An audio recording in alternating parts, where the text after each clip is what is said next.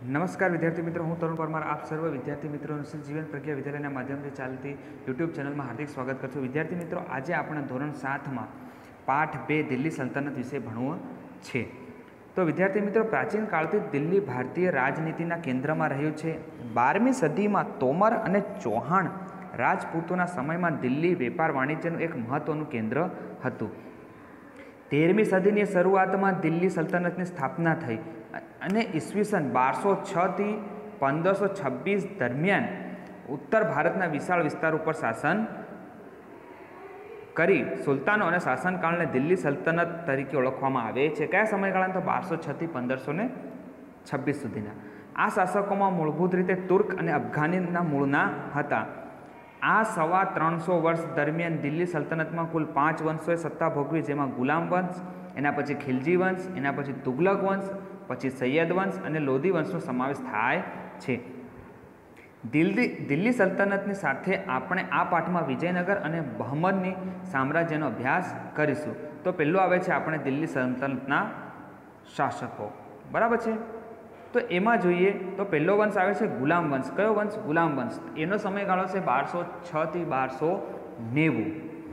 ईस्वीसन 1192 में तराईना बीजा युद्ध में शहाबुद्दीन घोरीए पृथ्वीराज चौहाननी सामे निर्णायक विजय मेळवी दिल्ली में सल्तनतनी सत्तानो पायो नाख्यो। मुहम्मद घोरीना गुलाम कुतुबुद्दीन ऐबक मामलुक वंशना हता। कया? मामलुक। मात्र 5 वर्षना तेना शासनकाल में तेणे दिल्ली सत्ता ने जाळवी राखवानो प्रयत्न कर्यो। ईस्वीसन 1210 में पोलो रमता घोड़ा परथी पड़ी जवाने कारणे तेनुं मृत्यु थयुं। कोणुं? कुतुबुद्दीन ऐबकनुं। कुतुबुद्दीन ऐबकना अवसान बाद तेना गुलाम अने जमाई इल्तुतमिश गादी आव्यो अने तेने सल्तनतनी सत्ताने सर्वोपरि बनाववा चेहलगान एटले के चारगाननी स्थापना करी, एटले के 40 तुर्क अमीरोना दळनी रचना करी। तेणे राजधानीनुं स्थळांतर लाहोरथी दिल्ली कर्युं। इल्तुतमिशे गुलाम वंशनो साचो स्थापक मानवामां आवे छे। तो विद्यार्थी मित्रों, कोने गुलाम वंशनो साचो स्थापक मानवामां आवे छे? तो इल्तुतमिशने गुलाम वंशनो साचो स्थापक मानवामां आवे छे। पोताना एक पण पुत्रने सुल्तान बनाववा योग्य न समजाता इल्तुतमिशे पोतानी काबेल पुत्री रजियाने पोतानी उत्तराधिकार जाहेर करी। इल्तुतमिशना अवसानना थोड़ा समय बाद तेनी पुत्री रजिया सुल्तानना दिल्लीना गादीए आवी, जे दिल्लीनी गादीए आवनार प्रथम महिला शासक हती। ए समयना इतिहासकार मिन्हाज ए सिराज ए पण स्वीकारे छे के रजिया सुल्तान तेना बधा ज भाईओमां सौथी काबेल अने सक्षम हती। आम छतां एक महिला शासनकर्ता तरीके मान्यता मेळवी मुश्केल हती। दरबारीओ पण तेने स्वतंत्र शासक तरीके स्वीकारवा राजी न हता। अमीरोनी सल्ता लालसा अने सतत चालता विद्रोहे तेना शासननो अंत आण्यो। तेना अवसान पछी 6 वर्ष सुधी राज्यमां अंधाधुंधी चाल्युं। अमीरोए इल्तुतमिशना पुत्र नासरुद्दीनने दिल्लीनी गादीए बेसाड्यो। 21 वर्षना तेना शासनकाळ बाद तेनुं अवसान थता ग्लासुद्दीन बलबन गादीए आव्यो। तेने चेहलगान दळनो नाश करी शासनतंत्र परथी अमीरोनी पकड़ने हळवी करी। तेणे राजानुं स्थान वधु मजबूत बनाव्युं। बलबन साहित्य अने कलानो पोषक हतो। 22 वर्षना तेना शासनना थोड़ा समय बाद दिल्ली सल्तनत खिलजी वंशनी स्थापना थई। जो आपणे चित्र आपेलुं छे ए कोनुं छे? रजिया सुल्ताननुं छे, बराबर छे। एना पछी आवे छे खिलजी वंश। कयो? खिलजी वंश। तो 1290 થી 1320 એટલે લગભગ 30 વર્ષનો સમયગાળો। जलालुद्दीन खिलजी थी खिलजी वंशनी स्थापना शुरुआत थई। कोनाथी थई? तो जलालुद्दीन खिलजी थी। जलालुद्दीनना 6 वर्षना शासन बाद दिल्ली गादीए महत्वाकांक्षी सुल्तान अलाउद्दीन आव्यो। तेणे उत्तर भारत, गुजरात और दक्षिण भारत पर विजय प्राप्त करी साम्राज्यनो विस्तार कर्यो। दिल्ली में स्थायी सेनानी शुरुआत करी। तेणे सैन्यना घोड़ा और सैनिकोनी विशिष्ट ओळख माटे दाग और चहेर पद्धति शुरुआत करी। आ उपरांत भाव नियमन, बजार नियंत्रण, संग्रहखोरी नियमन जेवा वहीवटी सुधारा पण कर्या। अलाउद्दीन खिलजीना अवसान बाद राज्य में अंधाधुंधीनुं वातावरण रह्युं। खिलजी राजवंशनो अंत आणी दिल्लीनी गादीए तुगलक शासननी शुरुआत करनार ग्लासुद्दीन तुगलक हतो। तो हवे एना पछी आवे छे आपणो तुगलक वंश। कयो वंश आवे छे? तुगलक वंश।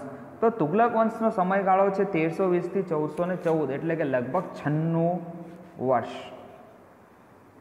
તુગલક વંશ દરમિયાન મુહમ્મદ બિન તુગલક એ પ્રતિભાવંત સુલતાન થયો, જેણે તેના સમયમાં કેટલીક યોજનાઓ અમલમાં મૂકી, જેમાં દિલ્હીની ગાદી દૌલતાબાદ રાજધાની સ્થળાંતર થયું. દિલ્હીથી ક્યાં સ્થળાંતર થયું? દૌલતાબાદ. પ્રતિક મુદ્રાયોગ વગેરે જેવી યોજનાઓ સમાવેશ થાય છે, પરંતુ મોટાભાગની યોજનાઓમાં વ્યાવહારિકતાનો અભાવ તેમજ તબક્કાવાર અને આયોજનબદ્ધ અમલીકરણના અભાવને કારણે નિષ્ફળ ગઈ. તેથી ઇતિહાસમાં આ યોજના તરંગી યોજનાઓ તરીકે સ્થાન પામી.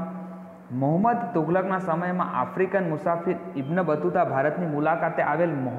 મુહમ્મદ તુગલક બાદ તેના પિતરાઈ ભાઈ ફિરોઝ શાહ તુગલક ગાદીએ આવ્યો.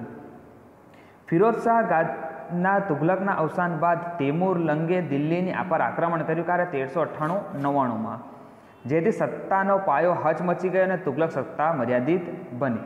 ચલો, એના પછી આવે છે સૈયદ વંશ 1414થી 1451, અને એના પછી 1451થી 1526 સુધી કયો વંશ રાજ કરે છે? લોધી વંશ. તો તુગલક વંશના શાસન અંત બાદ ખિચકાએ સૈયદ વંશની સ્થાપના કરી. સૈયદ વંશ બાદ બહલોલ લોધીએ લોધી વંશની સ્થાપના કરી. બહલોલ લોધી સલ્તનતનો પ્રથમ અફઘાન શાસક હતો. લોધી વંશનો બાદશાહ ઇબ્રાહિમ લોધી હતો. તેણે ઈસવીસન 1526માં બાબર સામે પાણીપતના પ્રથમ યુદ્ધમાં પરાજય થયો. જો આ વસ્તુ યાદ રાખજો કે લોધી વંશનો અંતિમ બાદશાહ ઇબ્રાહિમ લોધી હતો. 1526માં બાબર સામે પાણીપતના પ્રથમ યુદ્ધમાં તેનો પરાજય થયો અને સલ્તનત યુગનો અંત આવ્યો અને મુગલ શાસનની શરૂઆત થઈ. હવે રાજ્ય વ્યવસ્થા જોઈએ તો 13મી સદીમાં સ્થપાયેલ દિલ્હી સલ્તનત ભારતમાં રાજ્ય શાસન વ્યવસ્થાની દ્રષ્ટિએ ઘણું વિશિષ્ટ હતું. બરાબર છે. તો દિલ્હી સલ્તનત રાજ્ય શાસન કેન્દ્ર સુલતાન હતો. સુલતાનની સત્તા સર્વોપરી ગણાતી, જે સર્વોચ્ચ સેનાપતિ, કારોબારીનો સર્વોચ્ચ વડો અને સર્વોપરી ન્યાયાધીશ પણ હતો. સુલતાનને મદદ કરવા એક મંત્રીમંડળ હતું. મંત્રીમંડળના મંત્રીઓ અને અધિકારીઓ નિમણૂક સુલતાન પોતે કરતો. સલ્તનત શાસન વ્યવસ્થા કેન્દ્રીય, પ્રાંતિક અને સ્થાનિક એમ 3 વિભાગોમાં વહેંચાયેલી હતી. હવે કેન્દ્રીય શાસન વ્યવસ્થા તો સુલતાન પછી મંત્રીમંડળનું મુખ્ય હતું. સુલતાનનો પ્રધાનમંત્રી વજીર કહેવાતો, જે વહીવટી તંત્રનો વડો હતો. આ ઉપરાંત મંત્રીમંડળમાં સેનાપતિ, સેના વિભાગ, પત્ર વ્યવહાર વિભાગ, ધર્મ વિભાગ, વિદેશ વિભાગ, ગુપ્તચર વિભાગ વગેરે વિભાગોનો સમાવેશ થતો. આમ થોડા ઘણા અંશે આધુનિક મંત્રીમંડળ જેવી વ્યવસ્થા તે સમયે જોવા મળે છે. હવે પ્રાંતીય શાસન તો સલ્તનત કાળમાં પ્રાંતને જાગીરમાં વહેંચવામાં આવતું, જેમાં ઇક્તા કહેવામાં આવતું. ઇક્તાનો વડો ઇક્તેદાર કે મુક્તિ કહેવાતો, જે પ્રાંતીય કારોબારી અને ન્યાયતંત્રનો વડો હતો. તેનું કાર્ય જમીન મહેસૂલ એકત્ર કરવાનું અને સુલતાનને જરૂર પડે ત્યાં લશ્કરી મદદ કરવાનું રહેતું. જો કે અલાઉદ્દીન ખિલજી અને મોહમ્મદ તુગલકના સમયમાં કેન્દ્રીય સેનાના મહત્વ આપી ઇક્તેદારો પર નિયંત્રણ સ્થાપવામાં આવેલ. એના પછી આવે છે સ્થાનિક શાસન. તો પ્રાંત પછી એકમને જિલ્લો અને તાલુકામાં વહેંચવામાં આવતા નીચલી કક્ષાએ, જેને અમુક ક્રમે સિક અને પરગણા કહેવામાં આવતા. બરાબર છે. તો ગામના વહીવટી મુખી કે મુકદ્દમ કહેવાતો, તેને પરવારી અને કારકુન મદદ કરતા. તો વિદ્યાર્થી મિત્રો, આજે આપણે અહીંયા સુધી ભણીશું. આના પછીનો જે કંઈ પણ છે આપણે આવનારા પિરિયડમાં જોઈશું.